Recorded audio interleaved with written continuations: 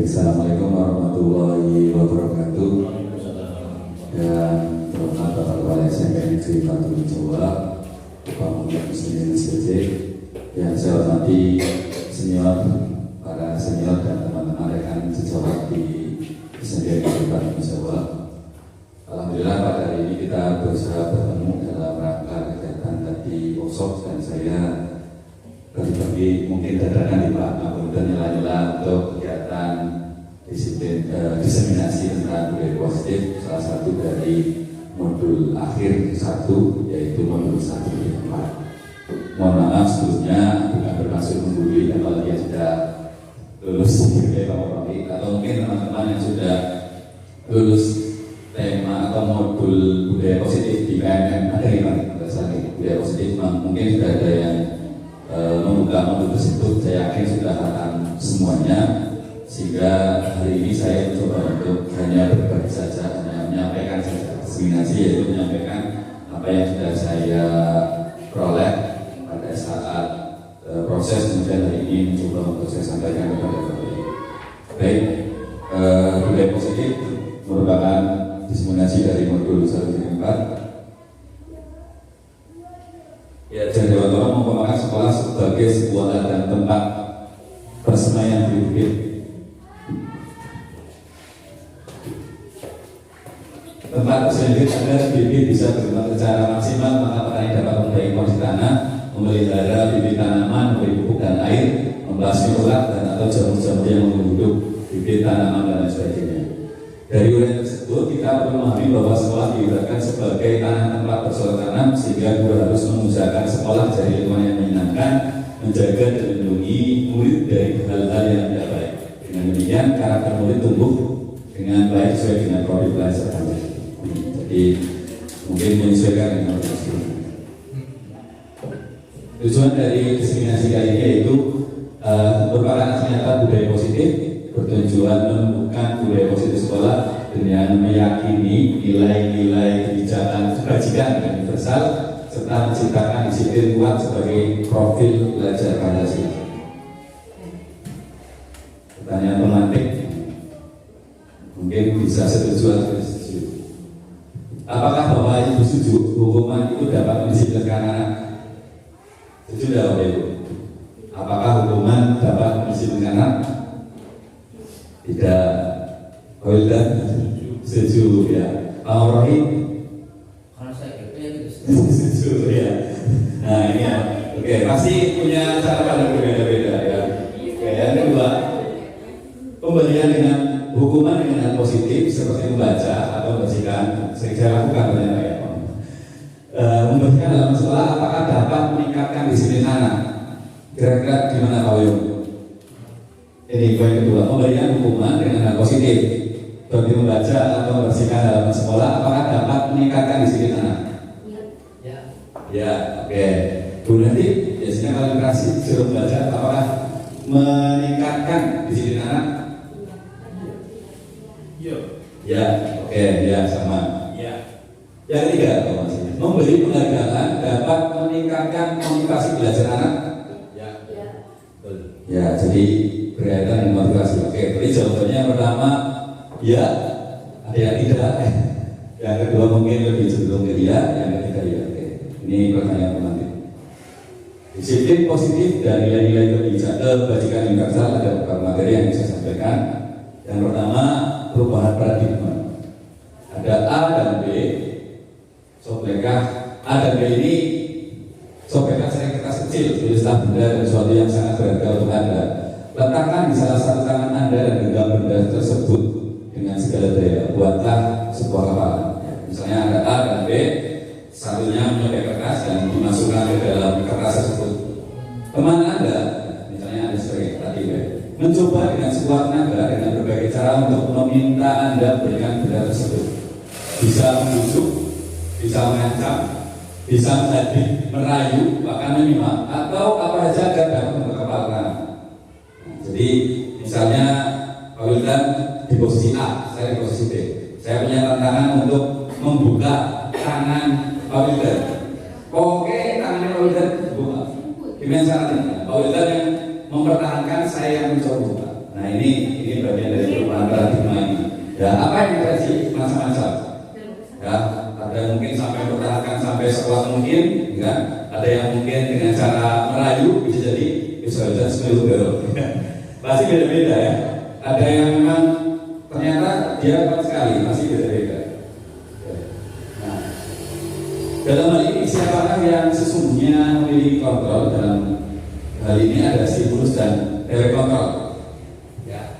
Yang pertama kita mencoba mengubah orang agar pandangan kita sama. Dalam teori kontrol kita berusaha memahami pandangan orang lain tentang dunia. Nah, jadi kalau dulu kita mencoba mengubah orang lain supaya sama dengan kita, kalau sekarang dengan adanya teori kontrol kita berusaha memahami pandangan orang lain, memahami perbedaan yang dimiliki orang lain. Yang kedua, perilaku buruk kita sebagai suatu kesalahan. Mungkin hampir sama, kayaknya saya juga seperti itu sebenarnya. Teori kontrol semua perilaku memiliki tujuan. Saya yakin kalau bapak ibu guru mungkin bertanya kepada anak-anak entah itu tidak tidur di kelas dan sebagainya, pasti mereka ada tujuannya melakukan sesuatu. Yang ketiga, orang lain bisa mengontrol saya. Stimulus ada stimulus dan responnya. Dalam teori kontrol hanya Anda yang bisa mengontrol diri Anda. Ya, jadi hanya kita yang bisa mengontrol diri Anda. Sebenarnya seperti itu. Saya bisa mengontrol orang lain, Anda tidak bisa mengontrol orang lain. Yang selanjutnya, pemaksaan ada pada saat hubungan gagal. Nah, ketika tadi misalnya saya dan sudah mengambil merayu, menyimak, mengiming-imingi, ya, tapi gagal. Tapi maka dalam teori kontrol itu bagaimana menciptakan pola sudah sepakat ada menciptakan pilihan-pilihan baru. Kemudian kalau dulu dalam stimulus respons itu model berpikir menang kalah, ya berarti kalau sekarang model berpikir menang-menang, win-win solution, ya. Oke. Disiplin positif. Disiplin berasal dari kata disiplina yang artinya belajar. Disiplin mengacu pada diri sendiri yang memiliki tanggung jawab terhadap apa yang dilakukannya berdasarkan nilai-nilai diakini. Jadi disiplin itu kalau tidak salah dalam bahasa Yunani artinya adalah belajar bagaimana kemudian sebenarnya makna disiplin itu memiliki tanggung jawab terhadap apa yang kita lakukan dan kita meyakini bahwa itu bisa dilakukan dan benar. Yang kedua, disiplin positif merupakan salah satu cara penerapan disiplin yang bertujuan untuk menumbuhkan kesadaran serta memberdayakan peserta tanpa imbalan penghargaan, ancaman atau hukuman. Nah, jadi karena tadi kalau kita tadi di pertanyaan otomatis ada hukuman dapat mendisiplinkan, kemudian orang melakukan kita melakukan apa karena sesuatu, kemudian motivasi dapat meningkatkan. Tapi dalam disiplin positif ini bagaimana menumbuhkan kesadaran tanpa adanya paksaan, ya. Tidak ada bahasanya kalau suatu akibat, tidak mengharap imbalan reward ancaman atau bahkan hukuman. Kalau kamu tidak melaksanakan tugas, nanti nilainya itu. Kalau kamu tidak ikut pramuka, ya, nanti tidak naik kelas loh, nilainya C, gitu ya. Itu yang saya lakukan, gitu ya. Sepertinya. Nah ini jadi campur buat saya ternyata. Sebagai pendidik, tujuan kita adalah menciptakan peserta yang memiliki disiplin diri sehingga mereka berperilaku mengacu kepada nilai-nilai kebajikan universal dan memiliki motivasi intrinsik dalam perubahan perilaku ke arah yang lebih baik. Jadi kebajikan universal. Kalau dalam modul yang saya pelajari, kebajikan universal itu artinya nilai universal yang lepas dari nilai agama, suku, golongan dan sebagainya. Contohnya nilai rasa hormat. Ya, jadi nilai rasa hormat itu saya yakin diterima pada semua agama, diterima pada semua suku, diterima pada semua golongan dan sebagainya. Kemudian nilai sopan santun, gitu ya, dan sebagainya. Kayak dulu waktu itu saya kalau tidak salah Pak itu awal mencontohkan tentang unggal boso gitu. Nah, di Jawa mungkin ada unggal boso, tapi mungkin di suku yang lain tidak ada. Jadi belum universal, belum kebijakan kebajikan universal. Nah, dan memiliki motivasi intrinsik, motivasi yang berasal dari dalam diri peserta didik atau dalam diri kita masing-masing. Nah ini sifat-sifat positif manusia yang merupakan tujuan mulia yang ingin dicapai setiap individu. Nilai-nilai tersebut bersifat universal, lintas bahasa, suku bangsa, agama maupun latar belakang. Nah, ini nilai kebajikan universal, nilai yang diterima oleh semua orang. Kalau saya mengatakan, ya tidak, entah orang itu agamanya apa, golongannya apa, sukunya apa, bahkan latar belakangnya apapun, ketika nilai itu bersifat universal bisa diterima oleh semua orang. Dan sehingga menurut Dr. William Blaser pada teori kontrol mengatakan bahwa setiap perilaku, setiap perbuatan itu pasti punya tujuan. Dengan menaikkan nilai-nilai kebajikan yang diyakini seorang, maka motivasi intrinsiknya akan terbangun, sehingga menggerakkan motivasi dari dalam untuk dapat mencapai tujuan mulia yang diinginkan. Sehingga ketika seorang itu meyakini nilai kebajikan universal, kemudian tidak, harapannya dia meyakini motivasi intrinsiknya, sehingga ketika apa sih kenapa saya harus belajar? Jadi ketika orang sudah bertanya seperti itu, maka motivasi intrinsiknya apa? Oh, saya belajar karena saya ingin misalnya belajar tadi, ingin punya tujuan tadi, sehingga kemudian ketika dia punya motivasi intrinsik dan ada tujuan, maka dia mau dalam keadaan apapun, tidak ada motivasi pun, dia akan tetap pada pendirian. Oke, selanjutnya, teori motivasi hukuman, penghargaan, dan restitusi. Teori motivasi perilaku manusia, ya, ini motivasi eksternal. Yang pertama, untuk menghindari ketidaknyamanan, hukuman. Contoh pertanyaannya, apa yang akan terjadi apabila saya tidak melakukannya tadi? Kalau saya tidak terlambat, kira-kira saya bagaimana? Kalau saya tidak mengerjakan tugas, apa yang akan saya lakukan? Ya, apakah saya datang terlambat itu karena takut berhukum, atau saya mengerjakan tugas itu karena untuk mendapatkan nilai? Itu motivasi eksternal. Kemudian untuk mendapatkan nilai dari orang lain, apa yang akan saya dapatkan apabila saya melakukannya tadi? Kemudian untuk menghargai diri sendiri. Nah, ini motivasi internal, tujuan dari disiplin positif. Intinya adalah membangun kesadaran tadi ya. Saya akan menjadi orang yang seperti apa bila saya melakukannya. Kayak kemarin mungkin Bapak Ibu guru, pada saat kenapa kita harus datang tidak terlambat, kenapa kita harus apa ya? Kenapa harus tepat waktu bahasanya begitu ya? Mungkin seperti itu untuk diri kita ya. Jadi untuk menghargai diri sendiri.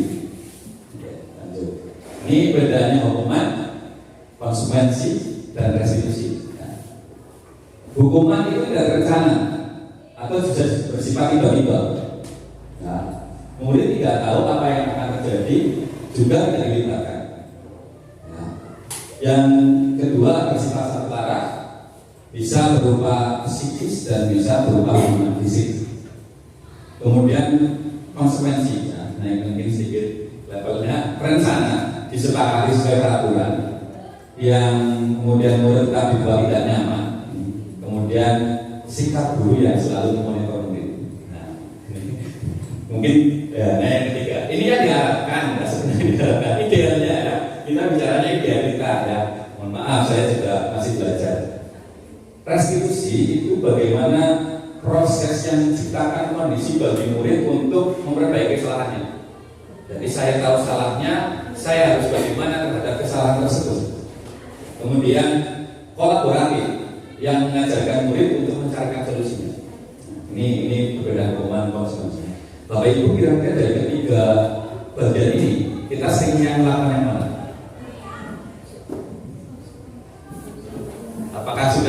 Apakah kita sudah memperbanyak hukuman dan mengurangi konsekuensi, atau sudah restitusi bahkan, atau sudah meninggalkan hukuman, atau mengurangi konsekuensi, atau menambah konsekuensi, atau bahkan mulai belajar pada restitusi?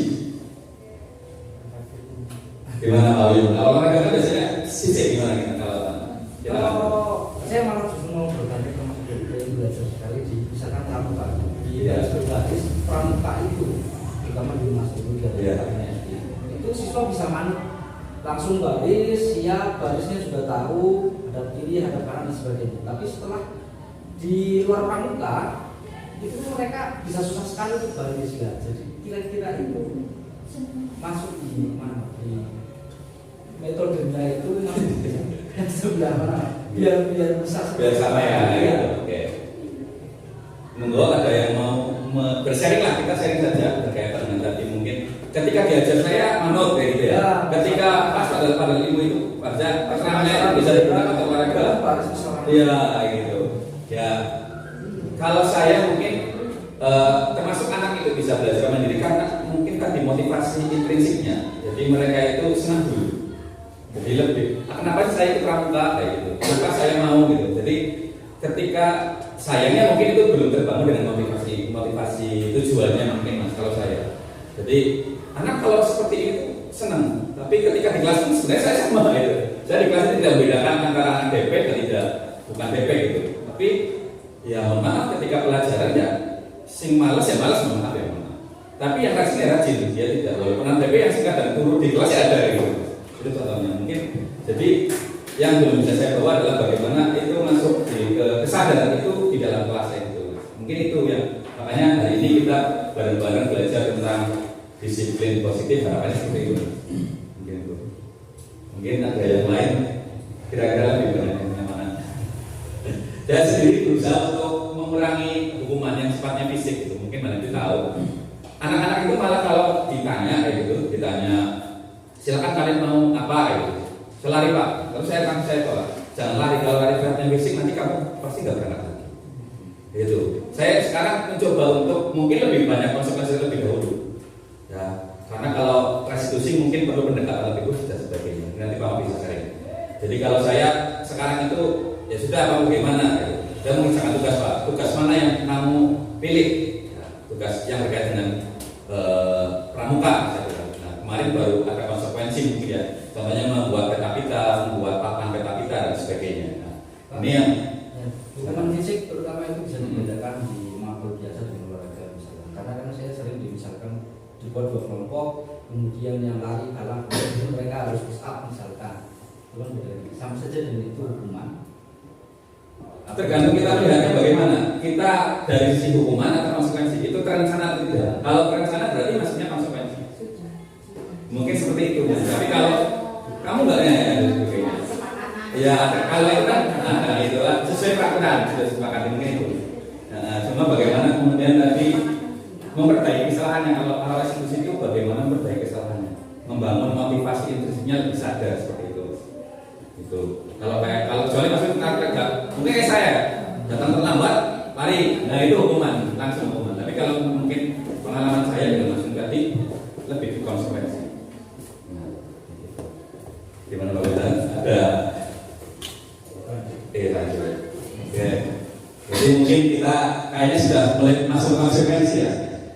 Restitusi. Nah ini yang diharapkan. Proses menciptakan kondisi bagi murid yang memperbaiki kesalahan mereka dengan karakter yang lebih kuat.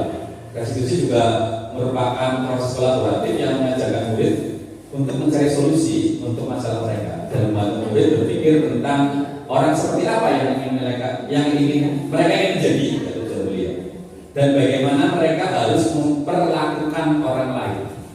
Nah, ini menurut dosen ya, menurut dosen atau guru. Jadi restitusi itu bagaimana ada proses kolaboratif antara murid dan guru kayak gitu. Kemudian bagaimana menyadari kesalahannya, nanti ada tahapannya bagaimana membangun restitusi itu seperti apa. Ya. Nah ini keyakinan kelas. Ini bisa jadi aksinya nanti kalau di modul. Mengapa keyakinan kelas? Mengapa bukan peraturan kelas? Kalau tidak salah saya sudah melihat di kelas 7A Pak. Dulu saya lihat di kelas 7A dan 7B kalau salah ada keyakinan kelas yang dibuat oleh Pak Rocky, di mana mereka membuat keyakinan kelas. Mengapa kita harus memiliki peraturan? Ya, contohnya harus menggunakan bidang dari kendaraan roda 2. Mengapa kita memiliki peraturan kelas sudah tempat waktu saat masuk kerja? Nah, untuk mendukung motivasi intrinsik kembali ke nilai-nilai atau keyakinan lebih menggerakkan seorang dibandingkan mengikuti serangkaian peraturan-peraturan. Nah, ini jadi keyakinan kelas itu kan kalau tidak salah tahapannya ada 5 tahap. Ada 5 tahap dimulai dari membangun peraturan dulu ya. Pengennya apa sih ya? Kemudian membuat peraturan itu menjadi lebih positif. Kemudian setelah menjadi positif, kalimat positif ya, misalnya dilarang makan jadi apa kayak gitu. Kemudian keluar seperti apa. Jadi membuat kata-kata aturan yang diusulkan anak-anak itu menjadi positif. Kemudian setelah positif kemudian dibuat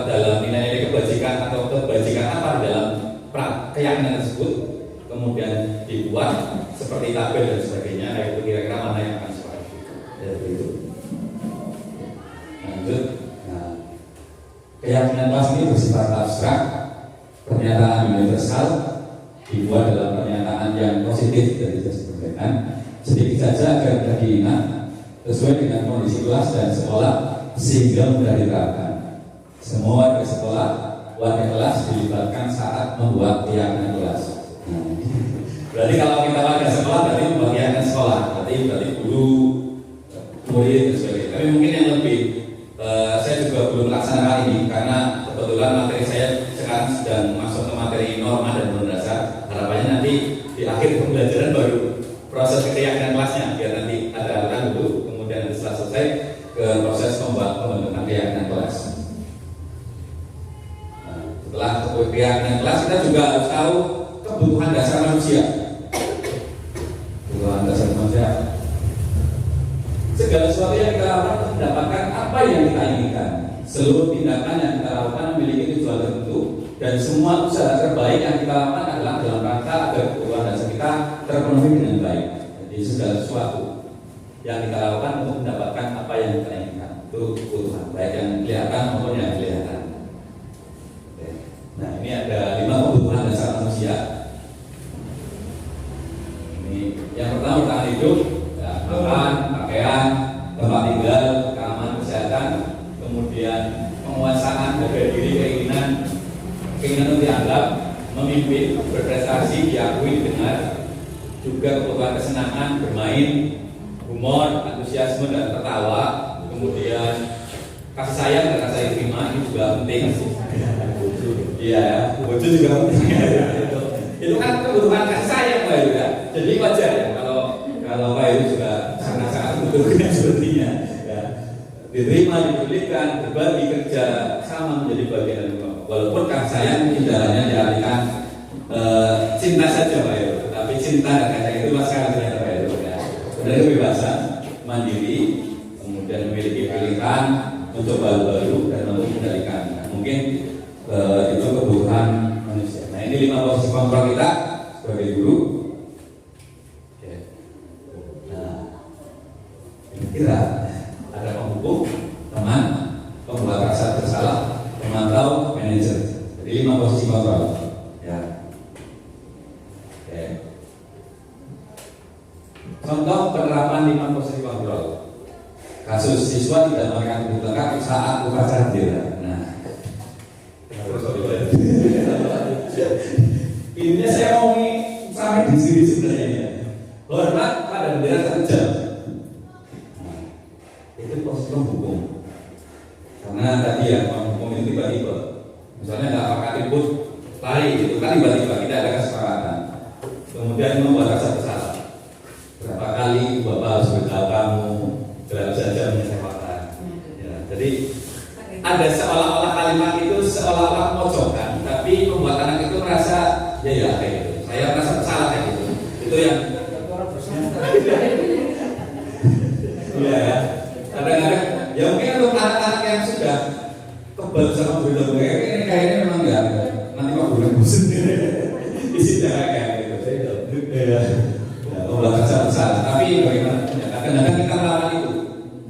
Orang merasa apa guru nggak kamsian saya sudah kurang peduli apa gitu ya. Oke. Nah ini teman, ayo dong ikuti aturan sekolah. Tolong bantu ibu bapak ya sekali ini. Ya sudah tidak ada apa-apa. Lain kali jangan sampai buat ini lagi ya. Nah ini biasanya kalau dalam kelas, anak yang ribut kita panggil ke depan, kasih tahu. Nah ini biasanya kalau dalam kelas sering kita itu masih kan sebagai teman ternyata. Ya. Jangan ikut ya kayak ini sebagainya. Terus jangan sampai berbuat seperti ini lagi ya. Hanya sifatnya sebagai seperti sebuah percakapan. Kemudian perasaan itu sebagai teman.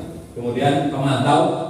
Nah kalau pemantau itu biasanya banyak pertanyaan-pertanyaan ya. Kamu sudah melanggar peraturan sekolah.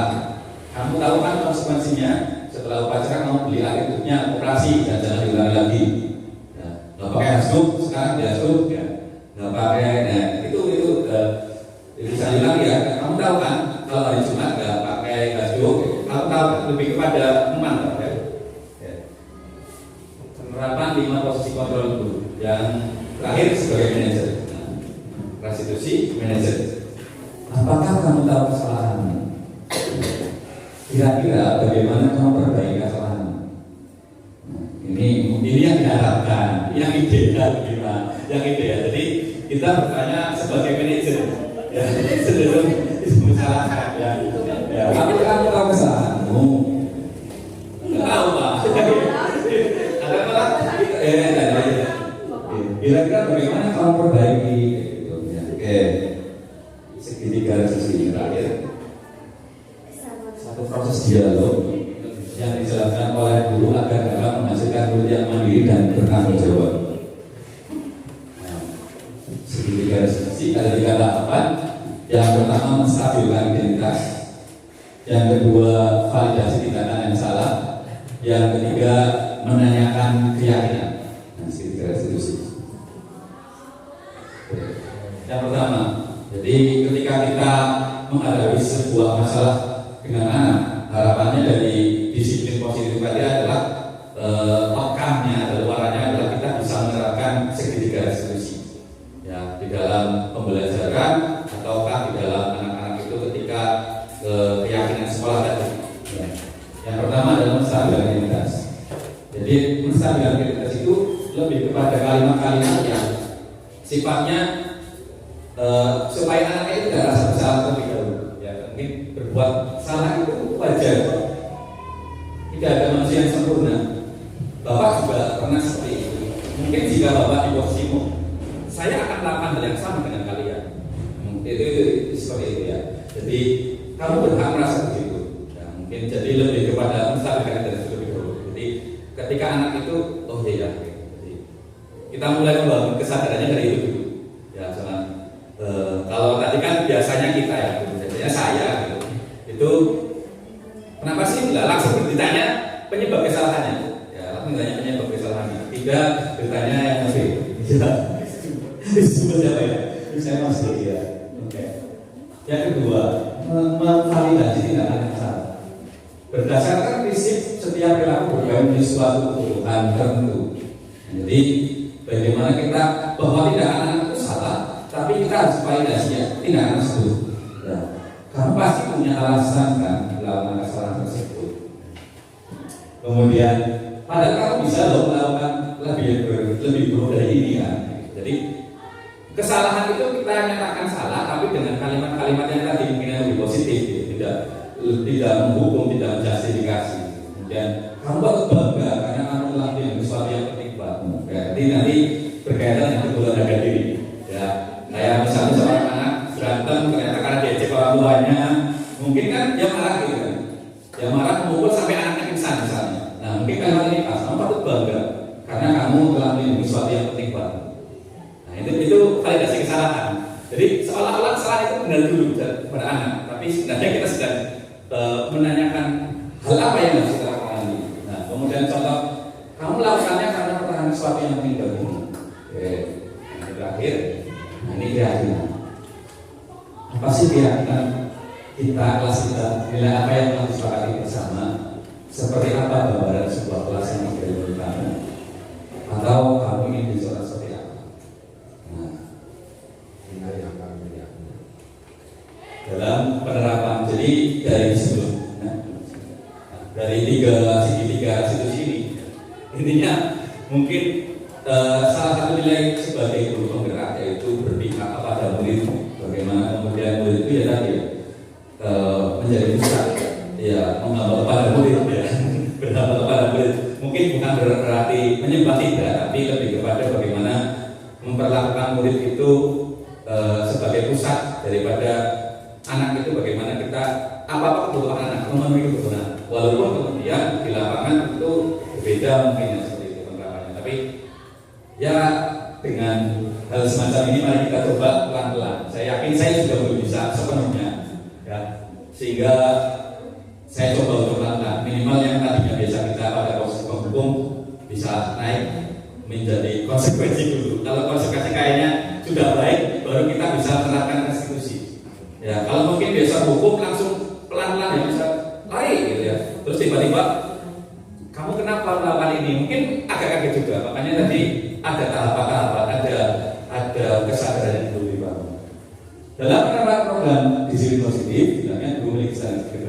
profesional kerja yang baik, di mana guru mampu merefleksi dirinya dalam posisi kontrol. Saat ini bagaimana perjalanan dirinya sebagai among atau manajer yang menuntun murid-murid menjadi insan yang mandiri, merdeka dan bertanggung jawab. Ya, terima kasih. Mungkin itu yang saya sampaikan.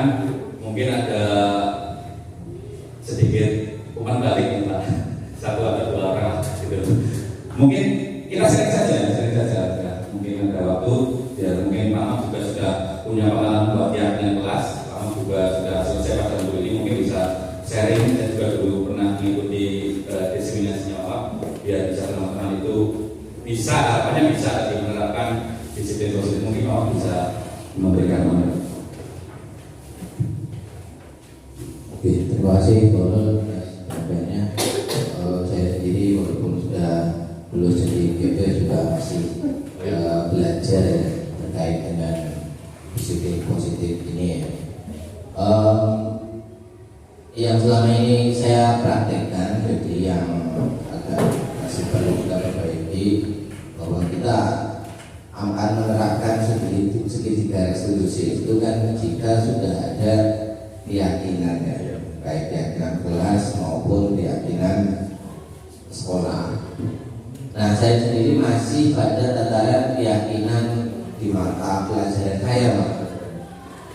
Nah, untuk kedepannya mungkin kita perlu kolaborasi baik dengan guru BK, semua bapak ibu guru, wali kelas dan ya semuanya lah, untuk bisa membuat keyakinan sekolah dan keyakinan kelas bisa nantinya disampaikan di masing-masing kelas seperti itu, Pak. Ya, kita ini masih belajar untuk menuju perubahan sedikit demi sedikit. Ya, saya juga mengurangi lah yang bentuk hukuman maupun bentuk konsekuensi. Seperti itu, Pak. Terima kasih. Terima kasih. Mungkin Pak Mus ada arahan berkaitan dengan penerapan di Prosedik.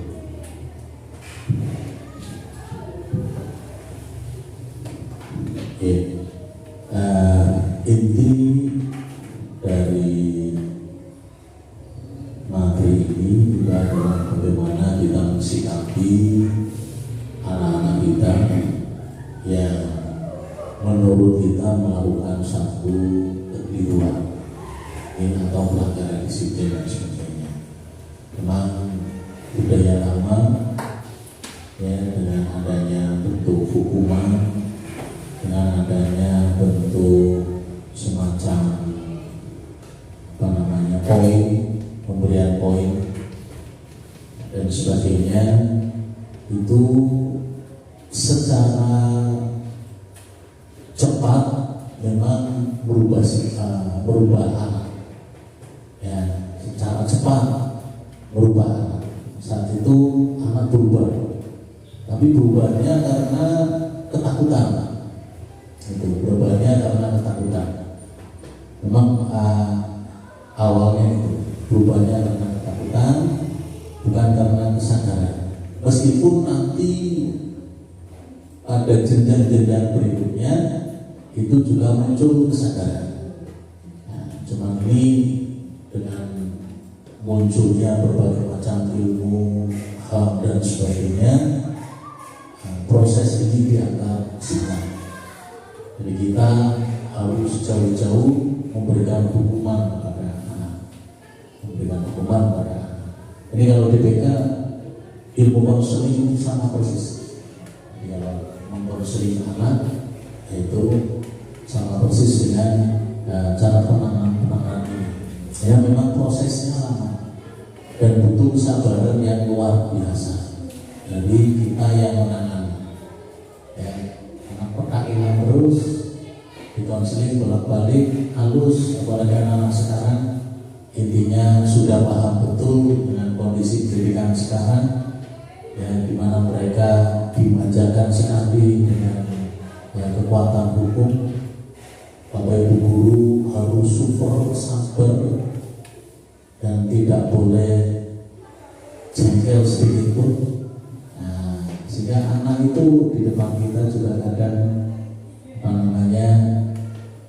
bahasanya kadang susah untuk dikandani, malah cenderung ngejek dan sebagainya. Tapi inti memang kita harus melaksanakan ini, ya. Budaya-budaya lama kita harus meninggalkan dan masuk kepada era sekarang, di mana berpikir positif untuk anak-anak kita harus selalu ada. Saat anak terlambat tidak untuk justice, tapi didata dulu keterlambatannya kenapa dan sebagainya. Kita punya data dulu sebelum kita melakukan tindak lanjut memberikan bimbingan. Anak tidak memakan masuk latar belakangnya apa, tanya dulu. Tapi dibedakan dengan anak yang setiap saat tidak punya masker atau disadar tidak pakai masker, ya, alasan terus, ini lain dari yang lain, ya. Kemudian panjenengan sudah paham satu persatu anak yang biasa bohong dan anak yang tidak bohong, juga jangan bohong. Inti bahwa anak itu bagai kertas putih, bagaimana kita memoles mereka untuk menjadi lebih baik. Anak punya potensi, bagaimana kita mengarahkan dan mengembangkan potensi anak menjadi lebih baik. Satu pengalaman saya yang barangkali masuk dalam satu catatan diri saya, anak yang petakilan, nakal, berani, dengan anak yang diem, pasif, itu setelah kemudian dewasa terjun di dunia bisnis maupun di masyarakat, banyak lebih berhasil anak-anak yang nakal, yang petakilan, yang berani saja. Itu dari pengamatan saya, hanya tidak saya teliti secara detail berapa proses dan sebagainya. Artinya anak-anak yang punya keberanian, anak-anak yang punya kemauan itu memang tidak diarahkan karena bersyukur.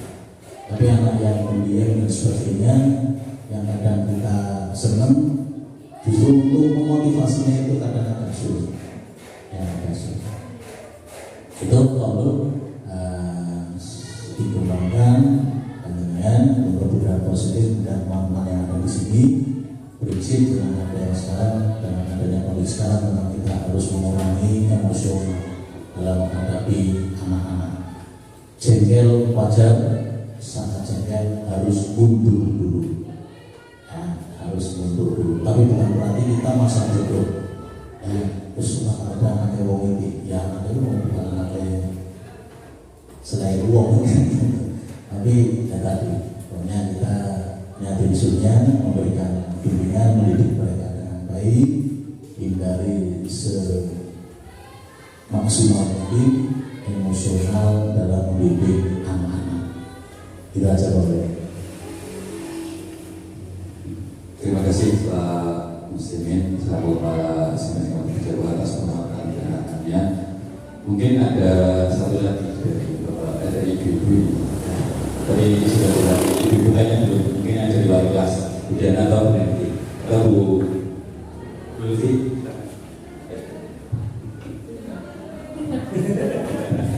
Berkaitan dengan Assalamualaikum warahmatullahi wabarakatuh. Waalaikumsalam.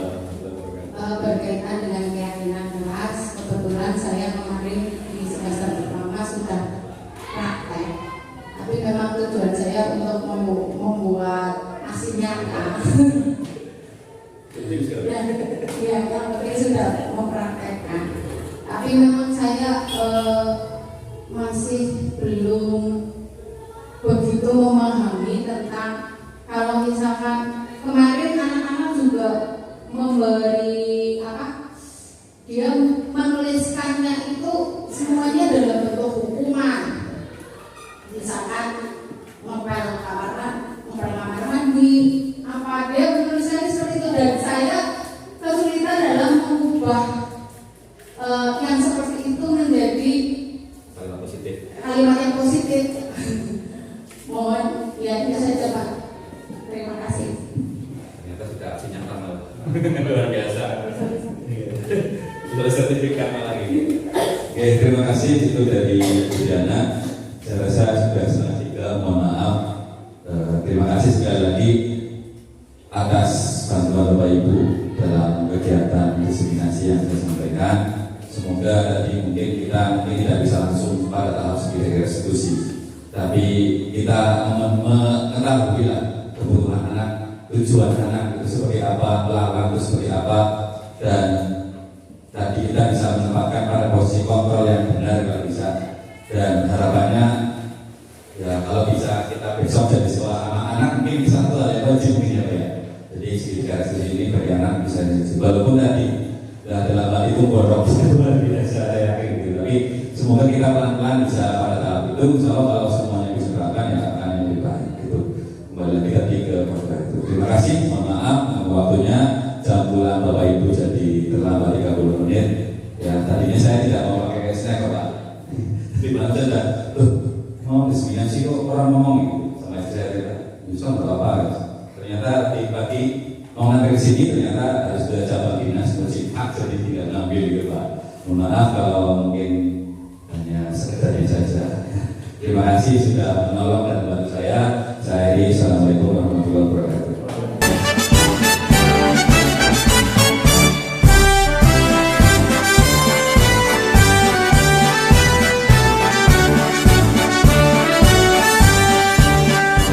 Bulatkan tekad, kuatkan hati, negeri ini memanggilmu kawan. Belajar bergerak berbagi untuk negeri, guru penggerak majukan pendidikan. Guru penggerak menghamba pada murid, kreatif rancang pembelajaran. Hargai potensi, tingkatkan prestasi, lahirkan profil pelajar Pancasila.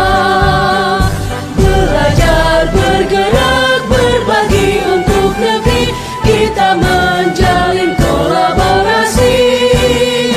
Belajar bergerak berbagi untuk negeri, demi bakti pada Ibu Pertiwi.